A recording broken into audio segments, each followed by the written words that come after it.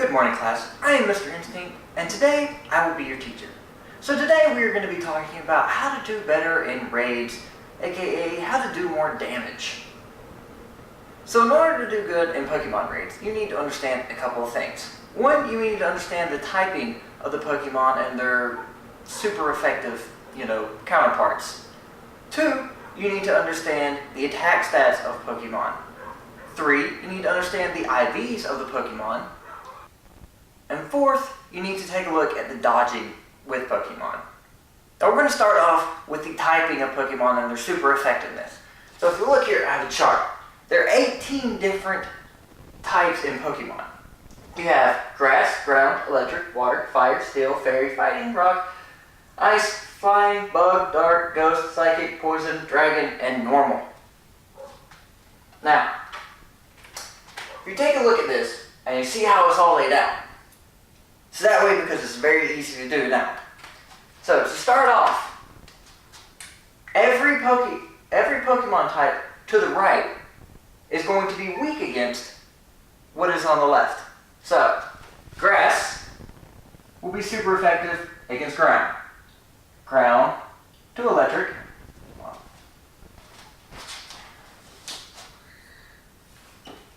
Electric, water, fire, and so on, all the way around.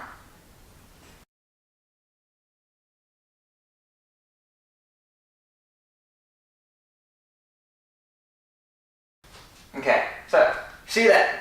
You get it? Cool. Now we actually will be looking at the normal and dragon types. So, normal is only takes super effective damage from fighting types. So draw another line right down there. And then dragon only takes damage from ice and itself. So draw a little circle thing, wrapping back in on itself. Okay, so we're going to start color coding this stuff now because this is going to get a whole bunch of different lines. So we're going to start off with the grass. We need to draw another line, two lines actually, from grass. One is to water, and the next is to rock. So from where we've already seen, we can see that grass will be super effective against rock types, water types, and ground types. Now move on to the ground. Ground, you will draw a line to poison, rock, let's see what we did, steel, and fire. Electric, all we gotta do is draw one line over to flying.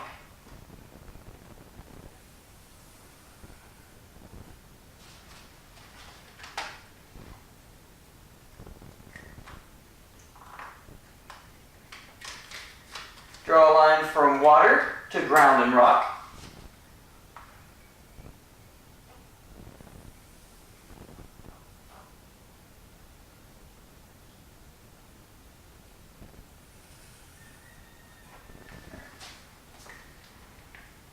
Gonna try and keep some of the lines outside of it so that it doesn't get quite so confusing. Now we gotta draw 3 more lines for fire. We gotta draw to bug. Where the bug went? Fire? Down there. Grass. And ice.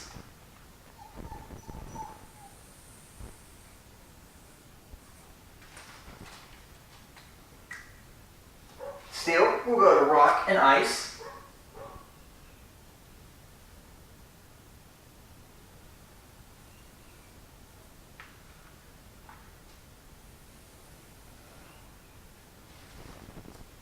Fairy, we'll go all the way over here to dark.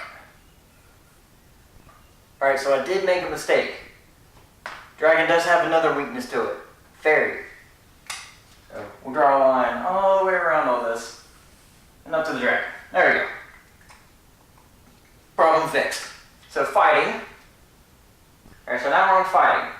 There's a bunch of stuff that is super effective too. So, fighting, we're going to go to steel, ice,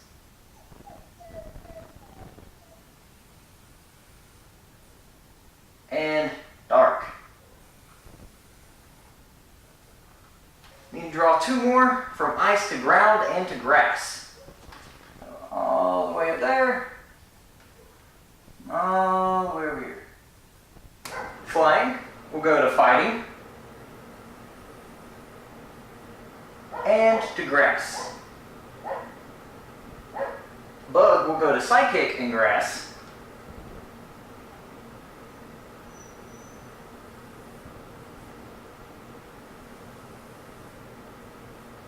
Dark will just go to psychic. We'll draw another one around like this. Boom. And then for ghost, we'll just make a little circle in on itself because it's super effective to psychic, but also itself. So we'll do a little circle thing. Alright. Something to note about Ghost that's in the normal games and not Pokemon Go. But in the normal games, Ghost could not be affected by normal types. Like at all. Like you could do no damage to Ghost types with normal types, so that was a little bit of a pain in the original games. But in Pokemon Go, they kind of got rid of that. So you can still do at least a little bit of damage to Ghost types. Okay, 4 more to go. I'm going to draw one from Psychic to Fighting.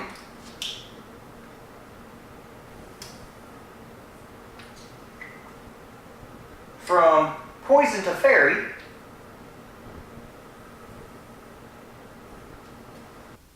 And actually that was it. Cool. So you're looking at this jumbled mess, and it just looks like a jumbled mess. Which is true. But everywhere that you see a line, which we'll do a close-up, where it is pointing, that means this type is super effective to this type.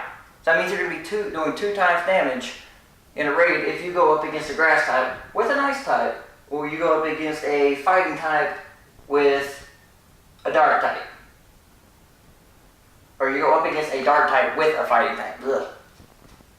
Okay, so now you have the basics basically. But when you look at most Pokemon do not have a singular typing. If you look at Tyranitar for, a second, he has both rock and dark type moves. So rock and dark and where's rock at? That was awesome. And rock. So if you follow these lines, you can draw a line back to fighting for both of them. That means fighting type moves are going to be super effective against the dark half of the Tyranitar and against the rock half of the Tyranitar. So he's going to be doing 4 times worth super effective moves against his T-Tar instead of just super effective. So basically when you are trying to pick Pokemon to go into a raid, you are going to want to pick as many types, or a type that is going to do the most damage to whatever typing the Pokemon is. Just like the Tyranitar example. Okay, so now that you have at least slight understanding of the types, now we want to talk about the IVs of the Pokemon. So the IV of the Pokemon basically tells how strong the potential of the Pokemon is going to be. Now in Pokemon Go they have a max of 15 attack, 15 defense, and 15 HP. So if you're looking at a 20 IV, those stats they only go up to like 6 and 7 out of 15, whereas if you get a 80% IV or 90%, you're looking at 13 and 14 out of 15. So they're automatically going to be stronger when you power them up. But when you're looking on just the rating of the Pokemon, you don't necessarily need a 90 IV. When it comes to rating, you could have a 80% IV that is actually better than a 90% IV simply because that 80% IV might have 15 attack. And when you're doing rating, that's all that really matters is you want that 15 attack. Now, if you're purposely trying to put them in in the gyms and defense, then yes, you're going to want the 15 defense and 15 HP. But we're just talking about rating right now. So when you're looking for a Pokemon to power up, and yes, I know we're getting trading, so you're not going to want to use your Stardust.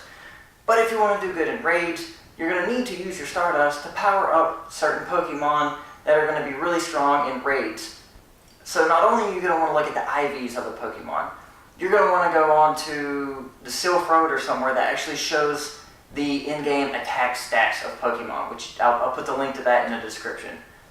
But you're going to be looking for Pokemon that have the highest attack rating over all the other ones, basically. So your Alakazams are really, really high attack, but their HP and defense aren't all that great. They're known as glass cannons. So you want to power them up because they're going to do a massive amount of damage while they're in. They're just not going to be in for very long. But those are the type of Pokemon that you're going to want to be using when you're trying to solo, you know, Hitmonlees, Hitmonchans, different things like that, that are more difficult to do with, you know, a semi-mediocre attack stat Pokemon. And real quickly, I think the last thing we really needed to talk about was dodging. Dodging in raids is a no-go. Unless, if you can make sure that you can get that one, like, if you can dodge the first super attack and actually not take damage from it, which most of the time I cannot do, so I just avoid dodging pretty much altogether, then yes, dodge the first one. But don't continuously dodge, because as you're dodging, you're losing time out on attacking. And when you're dodging in this game, you're still taking damage. Which means you're taking damage and not doing damage, which is not a good thing. You want to maximize the amount of damage that your Pokemon can do while they're still in and alive. And that is a very quick and simple way, I guess, of explaining raids and how to do better at them in Pokemon Go, to hopefully help you do more damage, be able to solo more difficult, you know, tiers by yourself, and also to be able to get those extra, you know, Premier Balls at the end of the raid so that you're not having to worry about quite so much of catching it because you have those extra balls that you can fall back on. If you found this helpful, then please share this with your friends.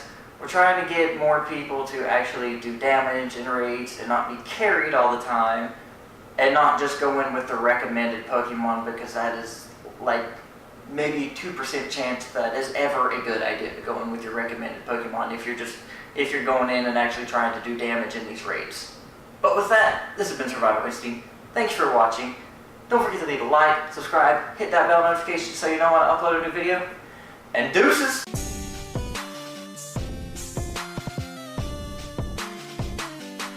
Oh, and before I go, I can't remember if I told you or not, there's much better charts on the internet that if you want to, you want to find, take a screenshot of it, carry it around for you, because this is a lot of information. I can't even remember all of it, and this is just the basics. There's a lot more that goes into it, like stab moves and all this other stuff that I don't completely understand. I halfway get it, but not fully, so thanks.